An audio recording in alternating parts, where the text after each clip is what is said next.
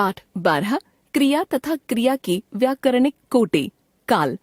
Verb and grammatical category of verb tense. क्रिया जो शब्द विभिन्न कार्यकलापों की जानकारी देते हैं, व्याकरण में उन्हें क्रिया कहते हैं। अब निम्नलिखित वाक्यों पर भी ध्यान दीजिए।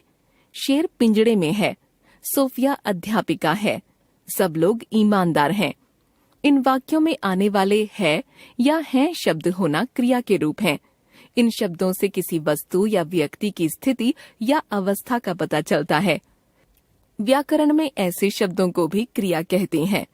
क्रिया की परिभाषा। क्रिया वे शब्द हैं जिनसे किसी घटना या कार्य के होने या किए जाने की सूचना मिलती है अथवा किसी वस्तु या व्यक्ति की स्थिति या अवस्था का पता चलता है। क्रिया की रचना।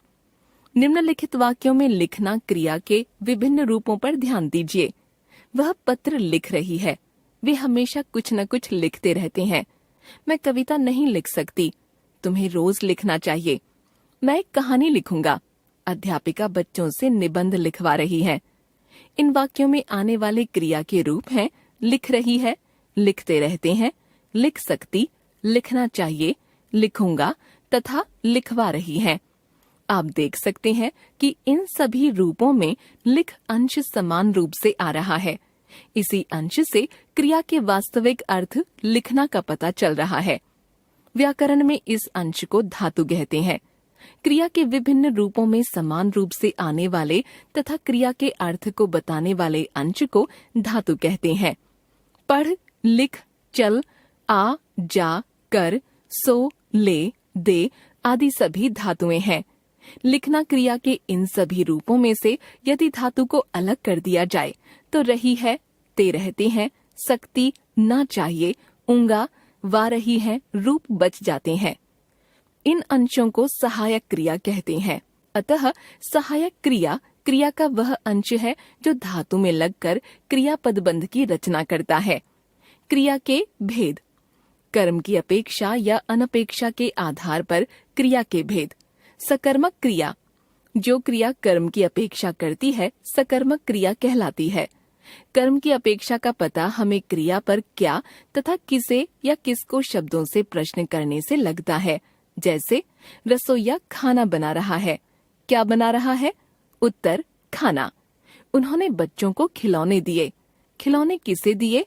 उत्तर बच्चों को। क्रिया पर क्या शब्द से प्रश्न करने के बाद उत्तर में जो संज्ञा शब्द मिलते हैं वे मुख्य कर्म कहलाते हैं तथा किसे या किसको प्रश्न के उत्तर में जो संज्ञा शब्द मिलते हैं उनको गौण कर्म कहा जाता है। मुख्य कर्म कोई वस्तु होती है तथा गौण कर्म कोई प्राणी। जैसे मीता ने चित्र बनाया, क्या बनाया? उत्तर चित्र, मुख्य कर्म। अध्यापक ने करीम को बुलाया, किसको बुलाया? उत्तर करीम को, गौण कर्म। इस तरह जो क्रिया कर्म मुख्य या गौण की अपेक्षा करती है उसे सकर्मक क्रिया कहते हैं। सकर्मक क्रिया के भेद। कुछ सकर्मक क्रियाएं केवल एक कर्म की अपेक्षा करती हैं तथा कुछ दो कर्मों की।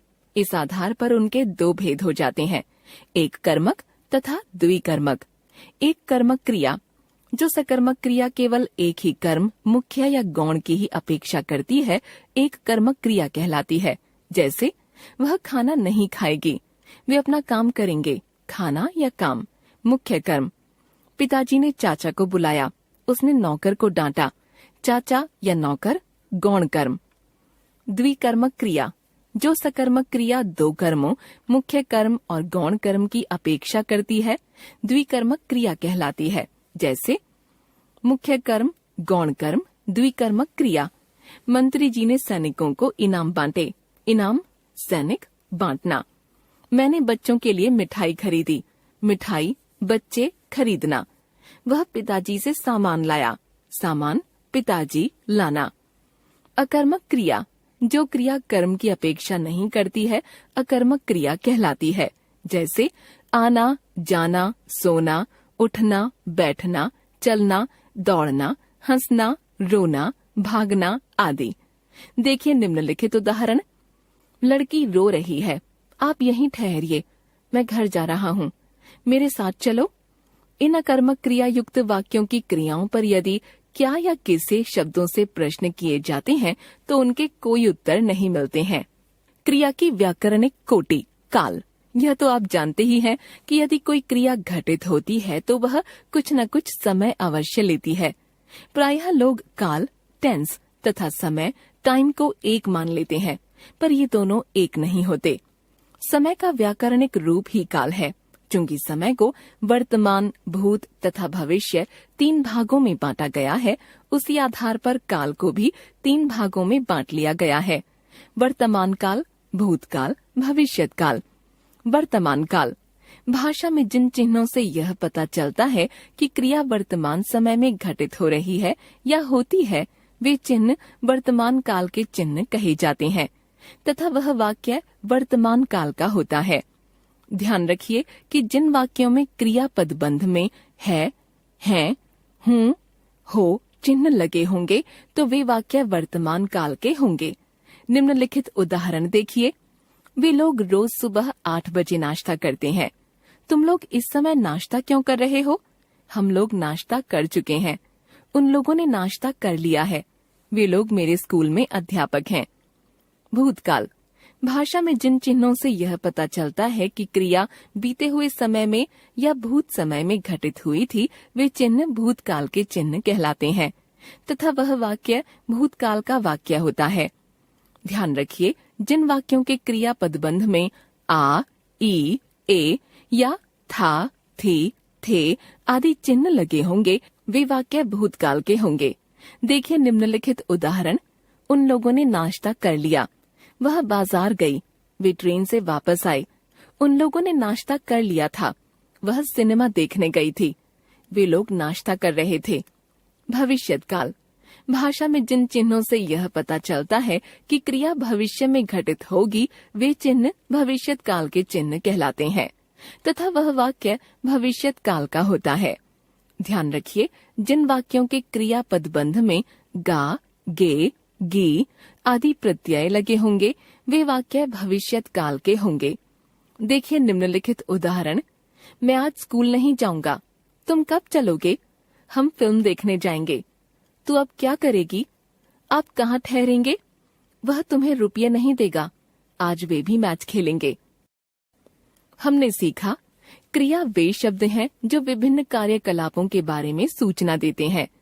कर्म के आधार पर क्रिया के 2 भेद होते हैं, अकर्मक तथा सकर्मक। अकर्मक क्रिया कर्म की अपेक्षा नहीं करती तथा सकर्मक क्रिया कर्म की अपेक्षा करती है। क्रिया कर्म की अपेक्षा कर रही है या नहीं, इसका पता क्रिया पर क्या तथा किसको शब्दों से प्रश्न करने में लगता है। क्या प्रश्न के उत्तर में क्रिया किसी वस्तु की तथा किसको प्रश्न के उत्तर में किसी प्राणी की अपेक्षा करती है। सकर्मक क्रिया एक कर्म की अपेक्षा करती है या 2 कर्मों की। इस आधार पर उसके 2 उपभेद हो जाते हैं, एक कर्मक तथा द्विकर्मक। काल तथा समय दोनों एक नहीं होते। समय का व्याकरणिक रूप ही काल है। काल के 3 भेद किए जाते हैं, वर्तमान काल, भूतकाल और भविष्यत काल। वर्तमान काल के सूचक चिन्ह हैं है, हैं, हूँ, हो आदि। भूतकाल के चिन्ह हैं आ, ई, ए अथवा था, थी, थे आदि तथा भविष्यत काल के सूचक चिन्ह हैं गा, गे, गी आदि।